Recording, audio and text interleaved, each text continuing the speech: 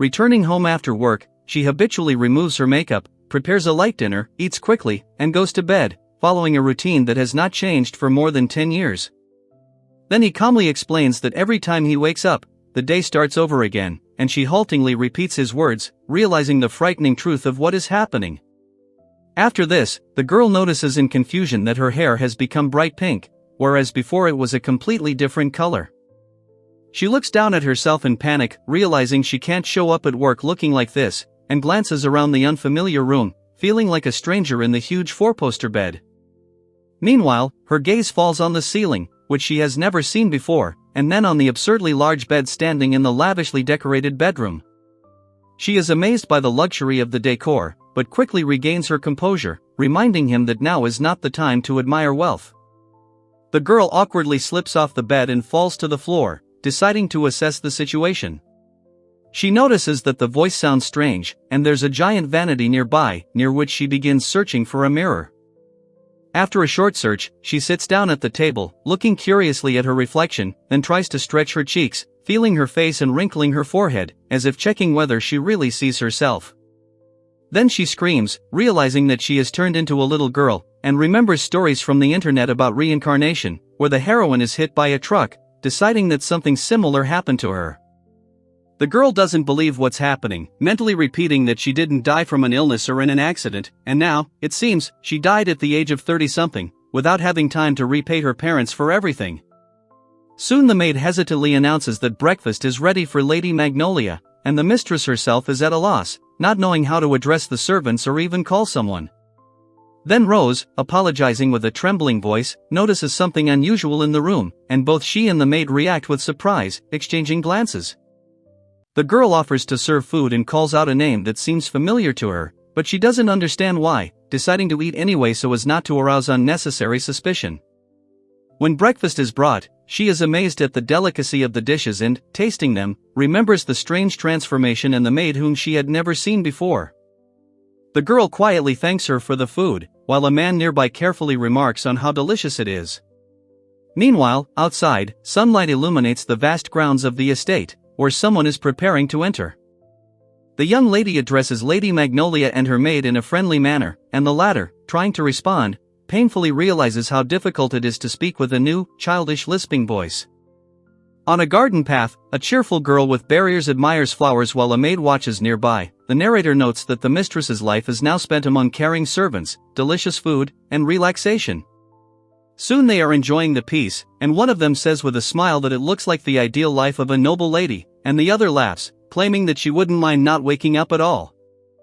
5 days have passed and the small figure lies tiredly on the bed, looking at the bed canopy, which turned out to be ordinary fabric, disappointedly thinking that she would like to quickly wake up from this dream. Then Lydia asks irritably if she is being held captive here, complaining about the monotony, where the day consists only of sleep and food, and the schedule of her life is shown as a dull pie chart of routine. Looking around the room, Roland notices that there is not a single children's book on the shelf, although the cabinet is filled with volumes for adults, and concludes that nothing here is intended for a child. Then she walks down the long corridor, noting that even the furniture, desks and shelves is designed for adults, and there is nothing provided for children. After this, the girl pushes the heavy door with effort, trembling with tension and pain, and her muffled steps echo through the empty corridor as she, overcoming her fear, continues to walk forward. She struggles to open the massive door, realizing that it is clearly not designed for children's hands, and she anxiously wonders if they are holding her back on purpose, preventing her from getting out. Then she freezes in indecision, remembering how Rose once stopped her when she wanted to take a different route, gently telling her that it was still too early for her to walk on her own. A small figure stands in front of locked double doors, looking into an empty room with a single table and chair, wondering if she is under house arrest. Meanwhile, 2 women are carefully dressing a child sitting on a chair, and another girl nearby is anxiously recalling 3 names. Nearby, a boy asks where his parents are, because he would like to eat with them. At tea, several ladies are chatting around the dessert table while a man nearby explains that Lord Gerald is busy with business and Lady Wisteria is attending a reception. She hasn't seen her parents since her rebirth and wonders if they are too busy, and why she needs to attend so many social gatherings for the sake of her official duties. Then images of her former life flash through her mind, a smiling woman in the kitchen, children playing board games, and she anxiously wonders how her real family is living now. Suddenly, she hears a strange sound, and a tiny creature warns her that the path is dangerous, after which an incredibly handsome boy appears from around the bend, confidently walking towards her. The self-confident young man declares that he does not need bookish knowledge, because he wants to become a knight, but the older man reminds him that it is time for classes, adding that today he is allowed to study independently.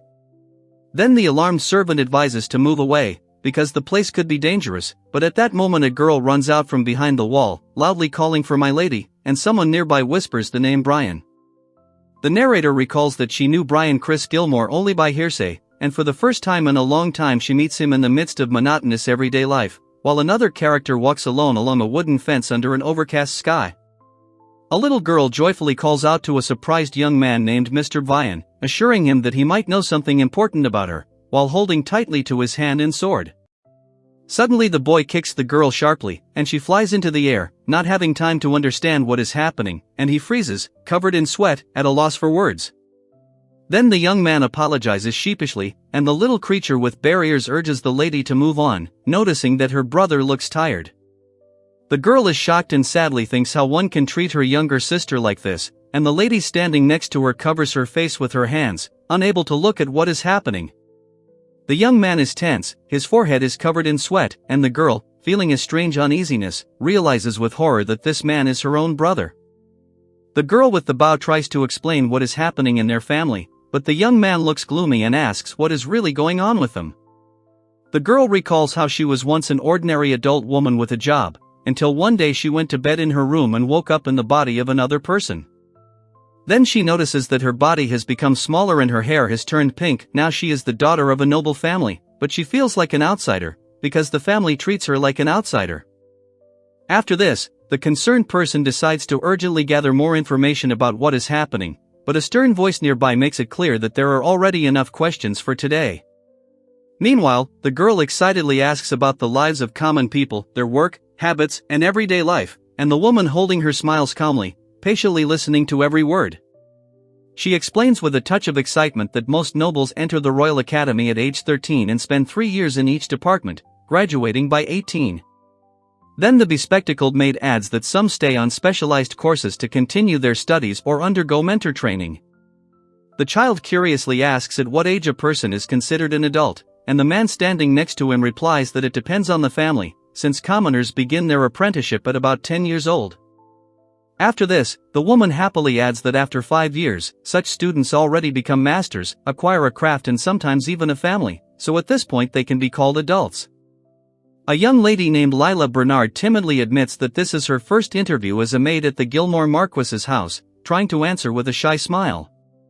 Meanwhile, the bare-eared creature wonders if the joke has gone too far, and the other figure solemnly promises to fulfill the duty if their mistress so desires. The girl reflects thoughtfully on the typical fates of noble women, realizing that for most, the path boils down to marriage after graduation or an internship and etiquette before it. Meanwhile, the couple dances, discussing the rare cases where girls are educated in monasteries before marriage or are allowed to skip the academy and receive their education at home. Then the interlocutor explains that, no matter how you look at it, the end result for noble women is still marriage, and sheepishly adds that Daisy's older brother is already studying with a personal tutor. The girl asks when she will have her own teacher, and the maid, hesitating a little, replies that it is perhaps still too early. She then suggests changing the subject, but the blonde girl still admits that she doesn't know the answers to all the questions, and the woman in black hurries to the library to look for accurate information. After this, the girl feels like a black sheep, afraid of being left without support, while two figures behind her watch her with confused concern. The maid notes that the lady has become unusually curious lately, and she quietly admits that she is simply interested in talking to people, while someone nearby softly says Rosa's name. The girl asks if her desire for knowledge is causing her any inconvenience, then apologizes for being pushy, explaining that she was only afraid that Rosa would be punished because of her, and her interlocutor listens silently. After this, the little girl happily suggests going for a walk, and the older one calmly assures her that there is no need to fear reproaches, to which the girl responds with relief that this is wonderful.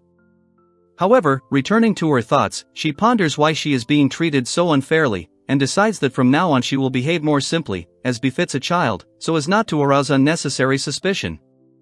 The girl with short hair thoughtfully recalls hearing about the library, but admits that she cannot read the local script and does not even know where to begin studying it. Then she sighs in annoyance, regretting that she cannot use the library, and decides at all costs to learn to read and write in order to understand this world. Afterwards, the boy walks down the hallway, holding her hand, when she suddenly freezes in surprise. Soon, he is swinging his sword in front of a training dummy, and a stern figure appears next to him, greeting his brother.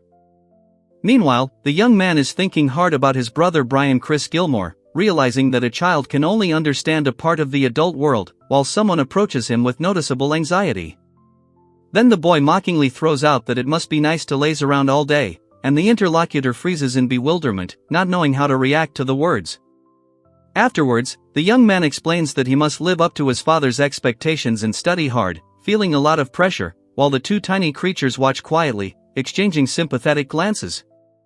The girl responds by thinking that the kid just came to tease her, but soon notices something appropriate, while the guy smiles confidently, calling what is happening another test on the way to the title of a great night. Soon the maid informs Brian that Lady Daphne is already waiting and it is time for them to leave. He suddenly becomes friendly, which causes obvious surprise in the figure standing next to him. At this time, the three girls look depressed and confused, but suddenly a little girl cheerfully waves her hand and greets the stunned boy, beaming with joy. The maid introduces Lady Magnolia as Lord Brian's younger sister, and she firmly declares that she will not allow herself to be separated from her brother. The interlocutor only nods reservedly, accepting her decision. Later, the woman introduces herself with dignity as Magnolia, daughter of the house of the Marquess of Gilmore, while the short-haired girl respectfully greets Lady Daphne.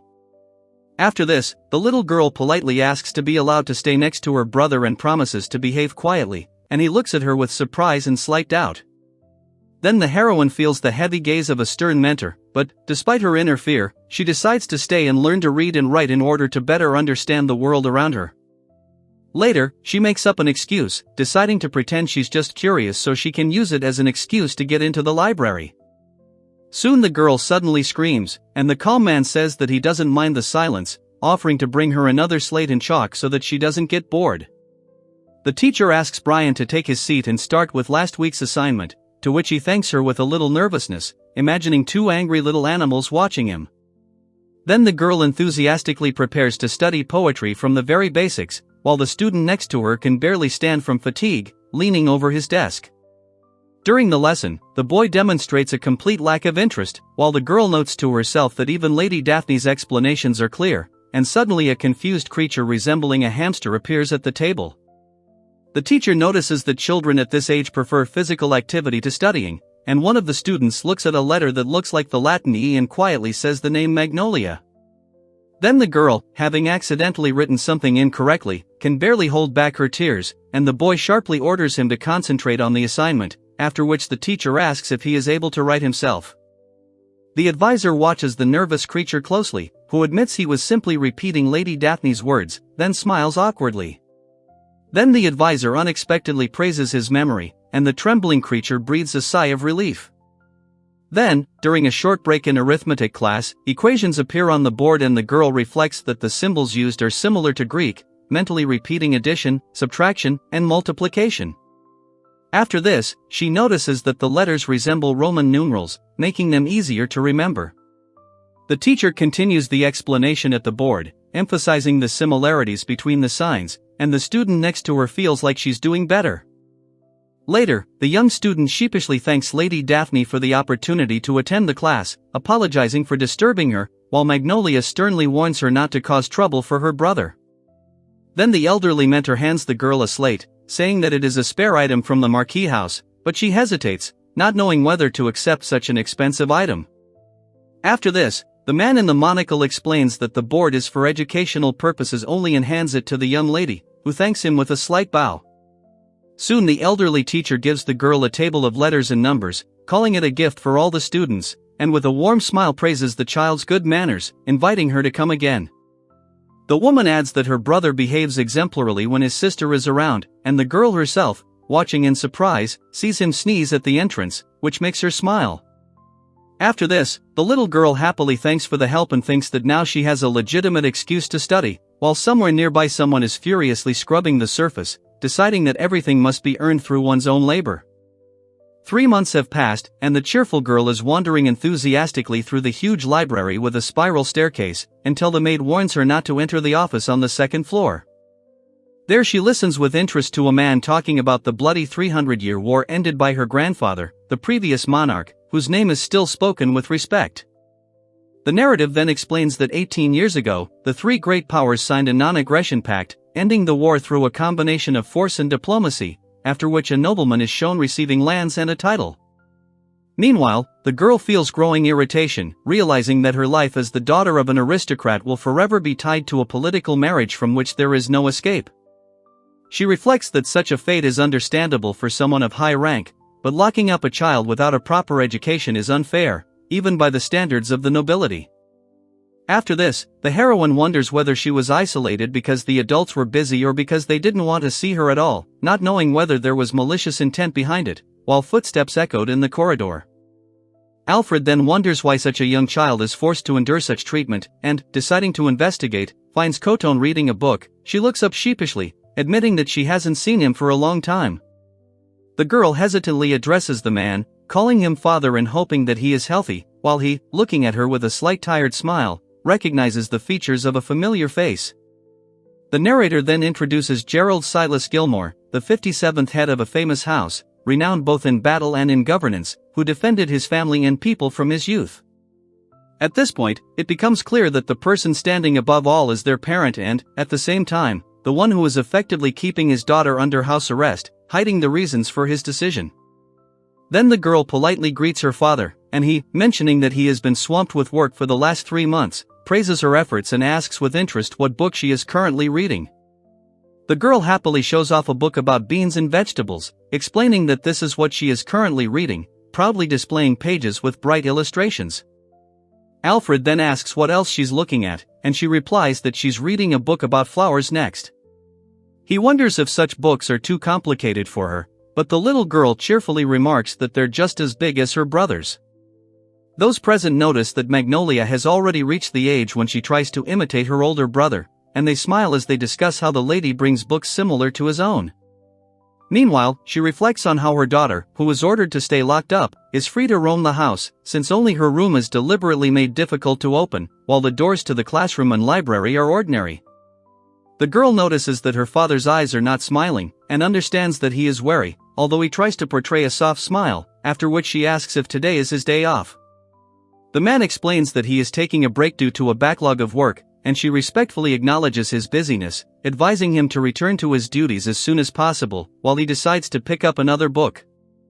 The cheerful little girl offers to have lunch together, but the nobleman gently apologizes and strokes her head with slight warmth, promising that next time they will definitely share a meal.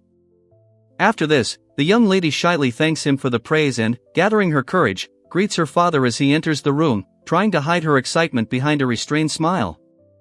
A man is walking down a long corridor when an elderly woman with an eye patch comes out to meet him and respectfully calls him Lord Gerald, which causes him slight surprise. The woman thanks the tutor for his patience and apologizes for her son's pranks, to which he assures her that pranks are natural at Lord Brian's age, and then she cautiously asks about her daughter's tutor. The old man explains that the girl had previously merely followed her brother, but had recently shown an unusual interest in court etiquette, as a maid passed by with a tall stack of books. The noble lady speaks admiringly of the genius of the lord's daughter, but she modestly replies that she is not yet confident in her knowledge, although she thanks her for the praise and offer of mentorship. The elderly man explains that his daughter had been ill for a long time until last year and asks not to interfere too much with her education, hoping that she will grow up to be a worthy young lady. He then mentions the young heiress of the House of Stuyzen and her bright future, and the woman agrees with a confident smile, addressing Countess Daphne with slight flattery. The white-haired interlocutor squints slyly and asks to keep information about his daughter a strict secret, which makes the old man tense up and begin to nervously wipe the sweat from his forehead. After a short pause, the elderly teacher with the blindfold hesitates, as if she wants to say something, but then politely says goodbye, explaining that the next student is waiting for her, and leaves the corridor. The man acknowledges with slight awkwardness that the Countess's rare involvement in affairs has caused tension, but he realizes that there is a question far more important than diplomatic disputes. Alfred wonders when the secret was revealed, since, in his opinion, everything was explained to Rose, and, glancing at the silently sitting girl, he worries that the situation will attract unnecessary attention. He notices how the once emotionless child now seems like a completely different person, full of liveliness and curiosity, while the little girl herself smiles awkwardly, as if realizing the change. Suddenly she calls out to her father, looking through the narrow crack of the door, and a determination flashes in her eyes to understand whether it is possible to change the fate into which the adults have driven her. The girl peers anxiously out from behind the door, trying to understand what is happening when a man rushes down the corridor, calling out to someone, and behind him an excited voice is heard, addressing him as "my lord." The little girl quickly apologizes for tripping, and the man asks if she's hurt, after which he mentally reproaches himself for the stupidity of his expectations of the child, while another observer can barely contain a smile at what he heard. Then he realizes that the necessary papers are still missing and considers whether to send the butler for them, while the man standing next to him raises his eyebrows in confusion. The girl is perplexed as to why she is being avoided, assuming that the man would simply avoid the question, while he himself is hastily rummaging through the second shelf from the top in search of the necessary document. The young man, catching his breath, apologizes to the maid for blocking the mistress's path, explaining that the lord urgently needed some papers.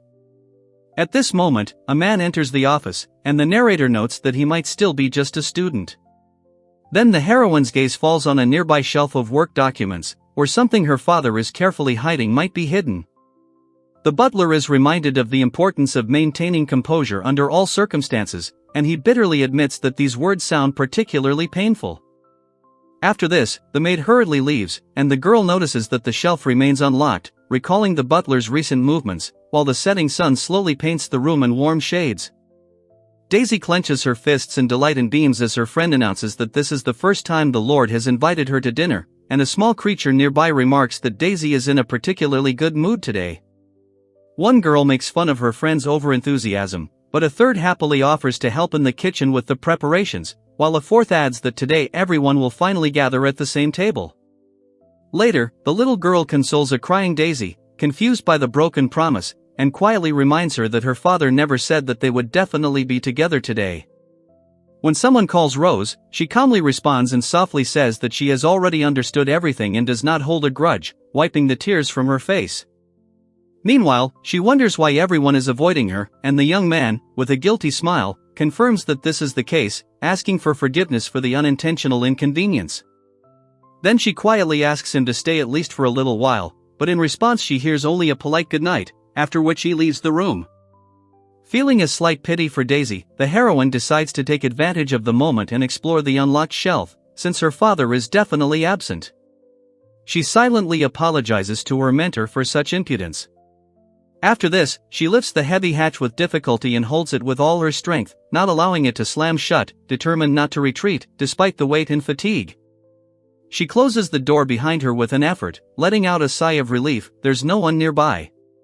She creeps toward the library, where the servants usually study, fearing that someone might suddenly appear.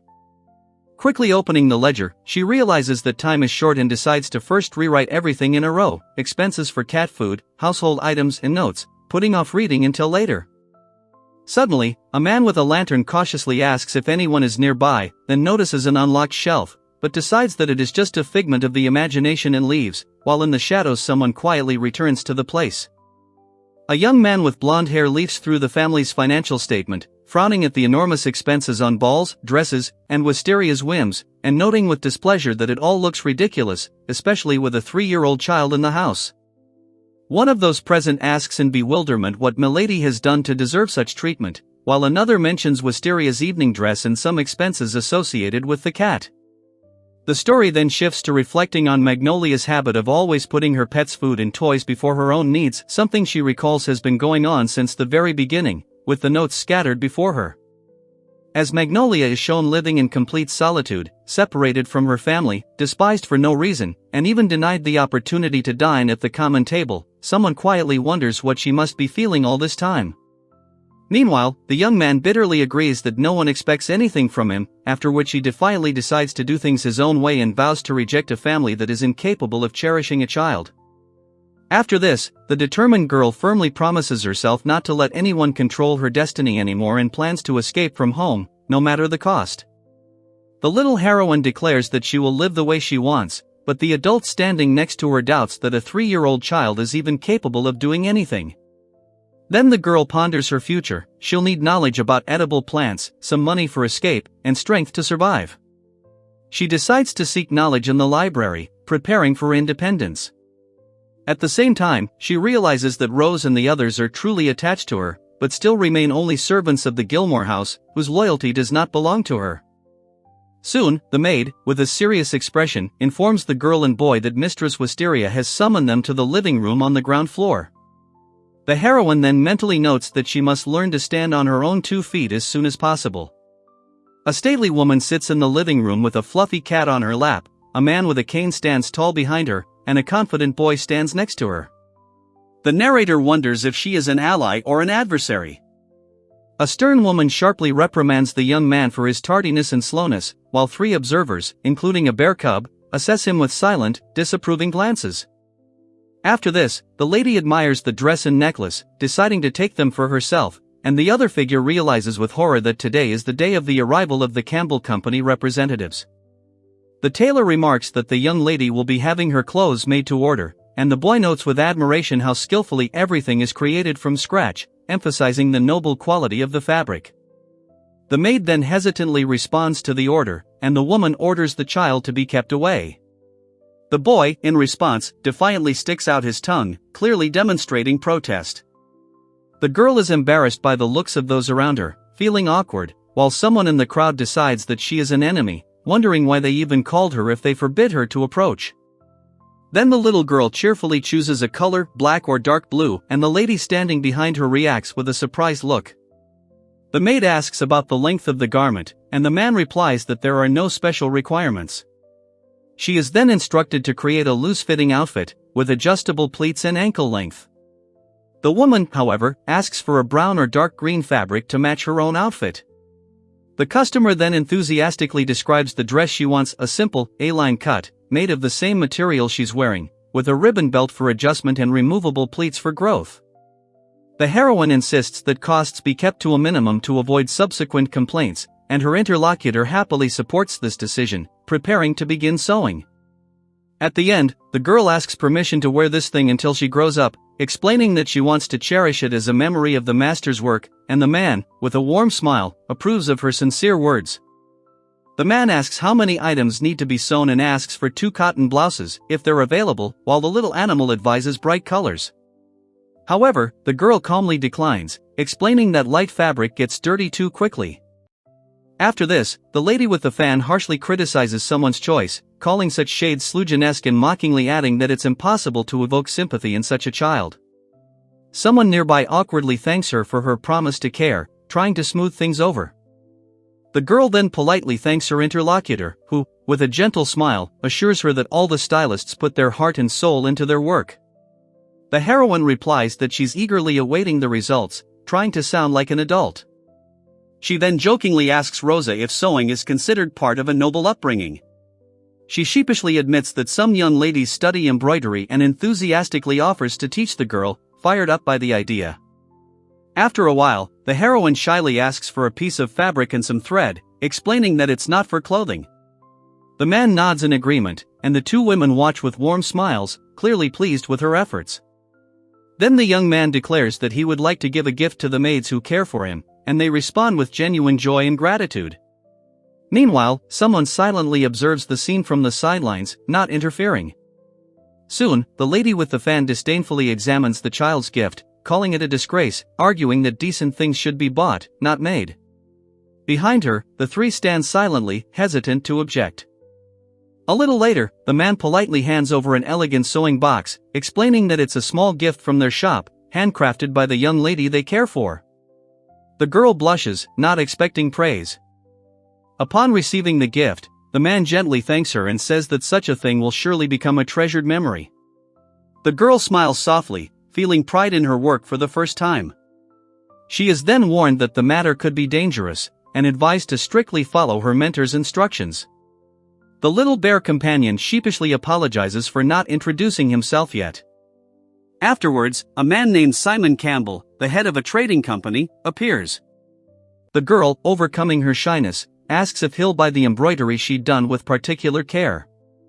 The merchant confidently replies that he will gladly purchase the item if it is of decent quality, and the character in the rabbit mask enthusiastically accepts the promise, beaming with happiness.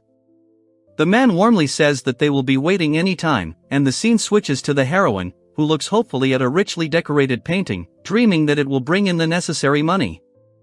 The girl examines portraits of her ancestors, noticing that one of them seems kind. Then a woman nearby remarks that the young lady resembles her great-grandmother, and the heroine herself sadly sees that she is not among the portraits, only a picture of a cat. Hearing the harsh words, she winces inwardly and admits that she was often afraid of being hated, as if she were illegitimate or had ended up in this house by chance. The maid explains that she arrived at the estate a month and a half after her birth, confirming that the girl was indeed born to her mistress. The heroine then notices that her hair color is inherited from the Gilmore family of a scald, but looks too modern, as if from Harajuku. The elderly gentleman explains that her grandfather was a marquis of the borderlands, and then mentions Lord Gerald's younger brother, calling him Claude Allen Gilmore. They discuss how this man was the only one with dark hair, as Claude turned out to be the Marquis's adopted son, adopted after the war as an orphan. The girl excitedly notes that this man's cruel nicknames are known in all the neighboring countries, while behind her stand two imposing figures, one of them laughing loudly. The man then dismisses old stories as unimportant and decides to focus on the present, as if intending to begin a new chapter in his life. The girl struggled to sew, wondering why this task required such patience, and whether needlework had always been so difficult. Meanwhile, the child joyfully reminisced about her past life, showing her mother fragments of old memories. After this, the heroine thought about self-defense, but doubted whether it was worth repeating her brother's movements, and, clutching the ball in her hands, decided to turn to Rose for help to find out where to start. Then the woman with long hair smiled softly and asked if the girl had meant her when she spoke of training, to which she replied animatedly that she wanted to learn how to defend herself and already knew the right person. Hearing his enthusiasm, Rose approved of his decision to take up self-defense and added that Layla, coming from a knightly family, was an excellent mentor. Afterward, they headed to the garden, where the training was to begin. On the spot, Layla wondered what kind of weapon would be suitable for a 3-year-old child, and the person accompanying her warned that her age required caution, since the wrong choice could result in injury. Alfred then suggested a halberd, believing its range would compensate for his weakness, but Roland remarked that the size was clearly inappropriate. Selina, however, suggested a hidden weapon and showed him a training blade resembling a mace. The girl enthusiastically explained the design of the hidden blade in the training dagger, and the maid watching nearby admiringly noted her ardor and the precision with which she had crafted the weapon. Then they began warming up, and the instructor reminded her that before mastering the sword or spear, she needed to strengthen her body, as strength and flexibility were more important than the form of the blow. She encouraged her student to develop her endurance step by step. The woman praised her student's efforts and offered to take a break, promising to bring a towel and tea. The girl breathed heavily, admitting to herself that the training had been much harder than it seemed. Then she remembered how isolation had made her weak, because in her previous life, she had also disliked physical activity. Now her body was a reminder of her age, light, but tired after every movement. Soon she noticed an unfamiliar face with a scar, clearly not that of a commoner. The girl became wary, wondering where the old man was, when suddenly a hand flashed from around the corner. Instinctively grabbing her sword, she remembered the instruction, strike first and don't hesitate. Then, a resolve arose within her to see it through to the end and show no mercy. Roland noticed the color of the intruder's hair and was surprised, and the girl herself was tensely thinking about who this person could be, feeling an anxious wariness. The man with short hair and light stubble was noticeably nervous, and the girl with the bow recognized the familiar shade of hair and eyes, causing a silent surprise to hang in the air. Panic soon ensued. The maid accused the stranger of attempting to kidnap the young lady, another man rushed to settle the conflict, and the heroine stood in shock, not understanding what was happening.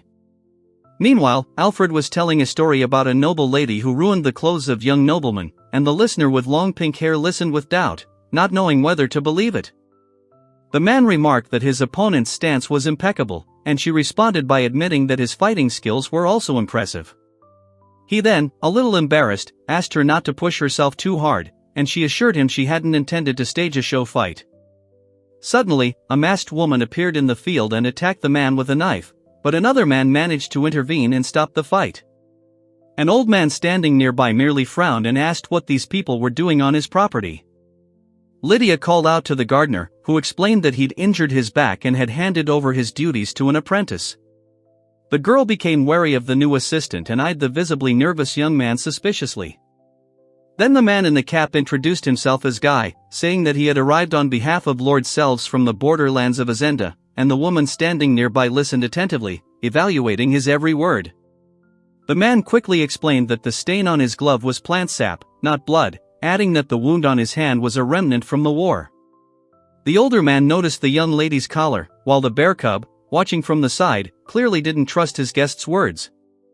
The stranger then warned the girl that some of the plant sap had also gotten on her dress and apologized for grabbing her to keep her from falling. He advised her not to move too much, as this could worsen the skin irritation. After this, one of the men confidently told the older man that they were in the presence of Lord Selves' right-hand man, and the woman asked Layla to bring a change of clothes. She reluctantly agreed, sensing that the situation was beyond the scope of a routine visit. The older man handed the young lady a towel and casually asked about Lord Selves. The scarred man perked up and smiled, as if to emphasize his loyalty to his master. Meanwhile, by the fence, two men were quietly discussing a cheerful young man, and then mentioned that the young lady was Magnolia herself, the daughter of the estate's owner. Hearing this, the third man looked up in surprise. The girl thoughtfully inquired whether the gardener had really been her grandfather's apprentice, but another explained that he more often ran errands abroad. Then she petulantly declared that the master could at least have invited her to the inaugural reception. The man in the hat realized that his interlocutor was clearly acting as a spy, while the girl with blonde hair, with a sly smile, suggested that he probably knew a lot about other countries. The scarred man asked suspiciously why she needed this information, and the girl felt awkward, realizing that her questions had aroused suspicion. Then one of the men abruptly interrupted the other, condemning him for being rude to the young lady. Little Bear intervened, explaining that she had been ill for a long time and had little knowledge of the outside world, advising her to ask someone more knowledgeable about everything. However, the scarred man hesitated, saying that his job didn't allow him to share information freely. The girl, her eyes shining, continued to question him, and sweat broke out on his face. The pressure of her curiosity was becoming palpable. She cautiously inquired how easy it was to track someone moving between territories, and whether someone could secretly enter a monastery or orphanage. The man froze, unsure of how to respond. Then one of the companions thoughtfully asked whether a pass was required to cross the border, and whether it was possible to find traces of a missing child from a noble family, and the bear cub asked whether it was possible to pass through the forest secretly. The man reacted nervously to the idea of fleeing the estate, and the third noted with a smile that not many could withstand the onslaught of questions from the young lady, thanking his interlocutors for their patience. A maid soon appeared, apologized for the delay, and announced that the bath was ready, inviting the guest to return to his quarters. He hesitated, promising to answer one more question. The girl asked if there was another way to take in an orphan besides formal adoption, and the man immediately confirmed that there was. Then she carefully asked how much it would cost. He explained that the amount depended on the child's age and gender, but was usually 2 or 3 small silver coins for infants. The girl thanked him and, smiling, invited Layla to follow her. Meanwhile, the two men discussed her origins, discovering that she was Lady Magnolia Gilmore, the eldest daughter of Lord Gerald and Lady Wisteria. One of them was surprised that the girl, unlike other nobles, did not have a middle name. Upon hearing that the official debut had never taken place, the man was shocked. He realized that the child had the same eyes and hair as Lady Azalea, making their family connection undeniable. The woman at the window reminded them of the changes that had occurred since the Countess's death and ordered them to mention that person to no one and to keep their daughter in isolation. The servants exchanged worried glances, and a man standing to the side noted that there was more to this secret. One of the men then asked him why he was revealing forbidden information, but eventually agreed to take over the garden, taking on the role of an apprentice and deciding that observation was the best way to learn the truth. A tired man leaned against the wall, staring into space, as two maids walked down the hallway. Outside, a cheerful girl hugged a fluffy cat, while behind her, a woman with a kind smile watched tenderly. Meanwhile, one of the maids overheard a conversation in which it was mentioned that their mother was too preoccupied with fashion and her son, completely neglecting her daughter. Then the blonde thoughtfully noted that his father was almost never at home due to endless government affairs, standing by the window in the semi-dark room and looking at the dim light behind the curtains. The man noted with bitterness that the young lady had been assigned 3 maids at once, while another added that the lord seemed to be deliberately avoiding meetings with his own daughter. The next scene shows the head maid of the estate, flanked on either side by Layla Bernard, the knight's daughter, and Daisy Harrison, a well-connected merchant heiress. Watching this, one of the men mused that if the goal had simply been to isolate the girl, any servant would have sufficed. But the chosen group spoke of something more. Meanwhile, the 3 women bowed submissively, realizing they had been chosen for the sake of their master's daughter. Then another asked if something was wrong, but the lord, maintaining cold politeness, answered in the negative, continuing to watch him through the crack in the door, noting to himself that he, although clumsy, was attentive. The little girl greeted the man cheerfully, looking tired, and he sighed and replied with a good-natured hello, as if he had momentarily forgotten his worries. Afterwards, the man noticed her wandering around the house and asked why she was gathering information. The girl calmly replied that she was simply helping the old man and would stay nearby until he recovered. Meanwhile, the young lady inquired with keen interest about life outside the estate, alternating between reading books and practicing in the garden, and striving to simultaneously improve her sewing and self-defense skills. However, at the other end of the estate, a man cried out in pain, and his interlocutor calmly explained that he was acting out of curiosity, not malice. The first man writhed, clutching his shoulder, unable to stop the sudden pain. Soon a loud sneeze was heard, and one of those present, apologizing, hurried inside, while another worriedly remarked that it all looked too strange.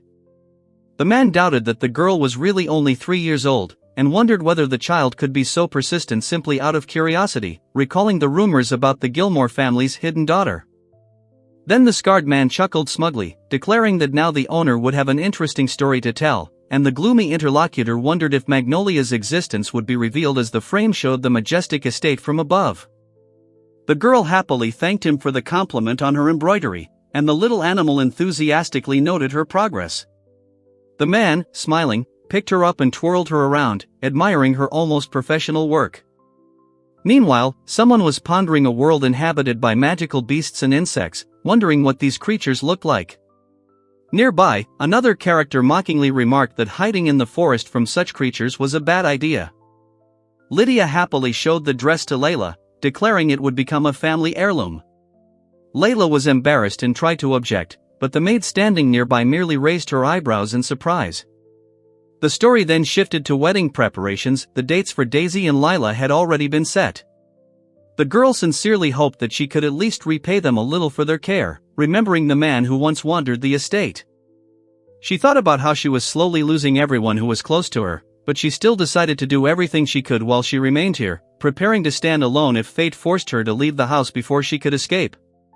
The cheerful girl approached Lady Magnolia, offered her some sweets, and asked what they would talk about today, while the teddy bear and the stern lady watched silently, without interfering. Then the lively maid promised to bring a chair, and the narrative explained that Lily Morgan served the Marquis's wife and, despite her own difficulties, continued to support the family with the last of her strength. The girl cheerfully said she'd come on her day off, which caused the maid some concern. She tried to chide her for being overly active, but at the same time admitted that talking to the young lady added a special warmth to her rare days off. Then one of the women mentioned hearing the news about Lila and Daisy, and sadly remarked that it was very lonely to lose two close servants at once. After a short pause, she smiled and offered to become the young mistress's personal assistant. The girl with braided hair expressed a sincere desire to serve by Lily's side, wherever she went. In response, Lily thoughtfully admitted to herself that her greatest fear was being alone again after all her losses. Suddenly, Lily, overcome with emotion, clenched her fist, tears glistening in her eyes.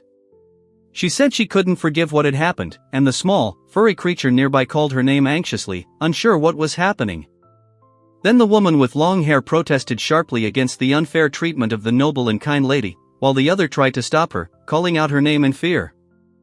The girl awkwardly admitted that she might have said too much about the head of the house, but firmly added that she could not accept such actions, even if she was punished for it. After this, she quietly apologized, and her friend hastened to warn her that she could be scolded for such words, and thanked her for her sincere defense, asking her not to get angry anymore. The girl froze, cup of tea in hand, hearing someone notice her hesitation. The same voice softly added that she had probably heard similar things from other servants before. The conversation then turned to education. The interlocutor explained that in Ascald, children begin school at around 7 years of age, although among the nobility it is considered the norm to prepare a child much earlier. They also recalled the prince born 5 years earlier, as well as the early training of brides in other houses. Someone noted that Lady Magnolia herself had once been considered a leading candidate for the role of princess consort. The girl quietly said that the grandfather gardener had mentioned that her debut ball never took place, and now they were carefully keeping silent about it. The woman explained to Layla that high-ranking nobility always had their debut ceremony on their first birthday, and the absence of such a tradition was considered unacceptable. They discussed how if the debut doesn't take place, it's most often due to the child's health. In such cases, the ceremony is postponed or the heiress is sent to live with another family, where she will later be married off. The conversation turned to Lord Brian's education. They mentioned that a monastic upbringing is usually temporary, and that marrying after a monastery is disgraceful. They also noted that the young man would be assigned to administrative work in the future. The young man admitted that, having inherited the title too early, he feels inexperienced and unprepared to bear such serious responsibility. Ultimately, he turned down the high post, choosing a humble position in provincial administration, which astonished everyone present. Lily, slightly nervous, added that the court was currently mired in chaos. The man awkwardly remarked that his father was a junior official in the Human Resources Department and that this was causing a lot of inconvenience, after which the woman looked at him with concern. Then the older gentleman demanded attention, and the young woman attempted to object, touching on the subject of the official announcement. Meanwhile, someone quietly suggested that perhaps he simply wanted to distance himself from palace life. The angry old man attacked the young man named Guy for reporting late, but he justified himself by saying that he had arrived from the Margrave's lands in only 2 days. After a heated scene, the gloved man wearily admitted he had no idea what to give a little girl. Another man smiled and remarked how funny it was to see 2 adults arguing over a gift, while a third waved it off, suggesting they just go buy something. Roland noted with displeasure that he should have shown his face from the very beginning, while Alfred objected that it was not his fault, because if everything had been clarified earlier, misunderstandings could have been avoided. He then became thoughtful, feeling guilty for leaving young Gerald in charge of the estates during the war, and added bitterly that the family had effectively rejected his granddaughter, forcing her to marry a minor nobleman. One bearded man gestured with excessive expression, and another, visibly tired, admitted that he had already explained everything in general terms, but seeing it with his own eyes was much clearer. The old man suddenly opened up, calling himself the girl's grandfather, and she, without hesitation, politely introduced herself as Magnolia and asked him to take care of her in the future. The old man joyfully cried out her name, hugging his granddaughter tightly, causing her to squeal, warning him that he would break her bones. He then anxiously admitted that he had already thought he was going to die, but the dark-haired young man reassured him. The girl, however, curiously asked if he was Uncle Claude or his older brother. He introduced himself as Claude Allen Gilmore, after which Magnolia experienced a strange feeling of closeness, although she saw him for the first time in her life. The old man quickly took out a bag of dried meat, calling it a gift from his grandfather, and 2 men nearby looked at each other, not knowing how to react to such a touching scene. Roland apologized for not having his own gift for this special day, and the cloaked men exchanged awkward remarks, doubting whether the girl was truly happy.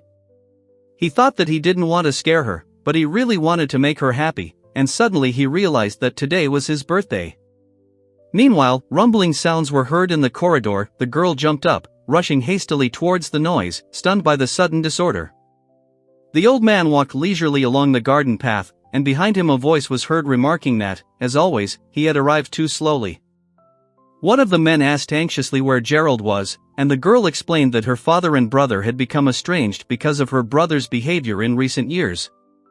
Alfred interrupted the conversation and said that 3 years ago they were isolated from the Gilmore estates, and he sent Guy with the task of checking out suspicious activities. Roland unfolded a document that showed all the servants had been fired, and Magnolia remembered how she first learned of her existence during the mansion's reconnaissance operation. The man gently assured her that she could ask about anything she didn't understand, and the girl nodded, although visibly embarrassed, but eager to learn. The girl quickly apologized, her eyes wide with excitement, while the man in the cloak explained that he tried not to interfere rudely so as not to spoil the relationship between the family members. He admitted that the blame lay with him too, if he was going to look for someone to blame, and he wondered what would happen to him now, remembering how another had once been adopted by the Gilmore house. The dark-haired man informed Magnolia that her grandfather might intend to hand her over to the care of Margrave's selves, while the enraged man demanded to know where Gerald was. The girl admitted that everything that was happening frightened her. He was surprised to learn that they would have to live under the same roof with strange men, and he turned awkwardly to his uncle, noting that this was probably an unexpected blow for him too. Rain, a little confused, listened to the request of the white-haired girl, trying to understand what she was trying to achieve, while on the floor below, Roland, with a gloomy face, was already preparing for decisive action. Meanwhile, the man's blade, with a ferocious expression, cut through the air, aiming at the woman with the ribbon in her hair. She deftly dodged, clutching a small object in her teeth, and their gazes met in a tense confrontation. After this, the confident swordsman drew his sword with lightning speed to parry a new blow, and in the far doorway a figure stood motionless, watching the duel. The bearded man launched an attack with fury, and the girl behind him asked why they were fighting, to which the man standing next to him explained that it was only sparring, reflecting the long-standing fighting tradition of the Gilmore family. Then she anxiously asked if it was dangerous, but the dark-haired man answered calmly, assuring that for them it was more of a game than a battle. Rain, watching, noted that even after years at his desk, Alfred retained impeccable technique and admired his tenacity. Alfred himself only chuckled softly, looking at the little girl next to him. The woman explained that it was usually forbidden to take out a blade in the house, but she felt it necessary to speak frankly, regretting past mistakes and her silence, which had lasted too long. The older man sharply condemned the actions against Magnolia, and the young man, frowning, silently accepted the words, realizing his duty and responsibility to family traditions. The little girl asked in confusion what was going on, while one of the men thoughtfully discussed whether parents had the right to decide the fate of a child and whether they could impose their idea of happiness. After this, another added that it was not worth going so far as to invent an illness and send the child to a monastery, but the interlocutor coldly replied that it was better than being rejected by the royal family. Then the man asked what was wrong, and the other quietly said that he didn't care about the intrigues at court. The only important thing was that the act against Magnolia was deeply wrong. The older man challenged the overconfident nobleman, who calmly replied that he was obliged to correct the mistakes of his ancestors, revealing his name for the first time, Gerald Silas Gilmore. The older man asked the younger man if his actions were worthy of being called the defense of the Gilmore family, but he remained silent, clutching the hilt of his sword as if words were unnecessary. The girl tried to say something, but one of those present interrupted her, demanding to know why there was so much noise around. At that moment, a woman entered the room with a soft smile, greeting Claude and mentioning that she heard loud voices, and the dark-haired man asked with irritation about the reason for her sudden visit, while the other muttered something about a peacock. Alfred angrily ordered the girl back into the room, accusing her of inappropriate behavior, and then sharply reproached Wisteria for allowing Rose to wander uncontrollably. The woman tried to contain her emotions, forcing herself to speak calmly, while the man demanded that she come to her senses. Someone off to the side noticed the heavy atmosphere weighing on everyone as the two figures walked away. One of the men, looking at the calendar, noticed that today was a birthday, but the other sharply demanded an explanation of how far the two disputants had gone, and the determined girl had already mentally vowed not to miss this chance. Then the man announced that the time had come to dot the I's, and the girl confidently declared that the conversation needed to end right then and there, while the other man asked what to do with the found items, and the head of the family began talking about his father and grandfather. Finally, the man angrily ordered that other people's disputes be put off until later, but the girl firmly stated that she first intended to discuss her own situation and her family's attitude towards her. The girl calmly asked for attention to the documents, explaining that they represented a selection from the family budget over the past 10 years. She added that the originals were in the library and could be verified if desired. Then the man mentioned Magnolia's annual clothing expenses and dubiously asked what the word primavera meant. He was told it was the name of their beloved cat, who had become the symbol of the house. Afterwards, the girl clarified that the report included expenses for food and clothing for the pet, prompting the armored man to ask if it was actually an animal. The woman next to him paused, considering the cost of caring for a cat and how little she valued her own daughter. The girl calmly added that, although her life was not in danger, the conditions in which she lived clearly showed that this was not an upbringing, but a kind of house arrest, like being in a monastery or transferred to someone else's house at the behest of the nobility. She then cautiously admitted that all these years she had been more of a burden than a member of the family, and therefore had no right to claim that she had been treated as a relative. The older man reacted with surprise to the dark-haired man's sarcastic remark about selling a child to some pervert, and the girl with a bow standing nearby frowned, hearing the unfamiliar word and trying to understand its meaning. The white-haired figure with the bow felt uneasy as she realized that their explanations were full of contradictions, and thought that a calm investigation could turn into a failure if logic collapsed under the first questions. Then the bearded man asked what was usually done in such cases, and the grim-faced interlocutor replied that unwanted children were most often sold or abandoned, sent to orphanages. The pink-haired girl, listening to them, whispered that she herself must have been unwanted. He explained that the average price for a child is 2 or 3 small silver coins, but if it is a ransom from an orphanage, the amount is different and includes the cost of upkeep. After this, the girl timidly asked her father for his hand. He extended his palm with unexpected gentleness, and the dark-haired youth standing next to him thanked his young uncle for the respect shown. Soon, a large palm clutched several silver coins, which a child's hand reached for. A voiceover coldly declared that this sum was the child's value. Then the girl firmly declared that she had just been bought and now she no longer existed as a member of the family, and the man next to her reached out his hand in confusion, as if wanting to stop her words. Finally, the young lady said with unwavering determination that she would no longer be a burden to the marquis, and at that very moment, the man in front of her knelt down, looking at his daughter in shock, while everyone present held their breath, not believing what was happening.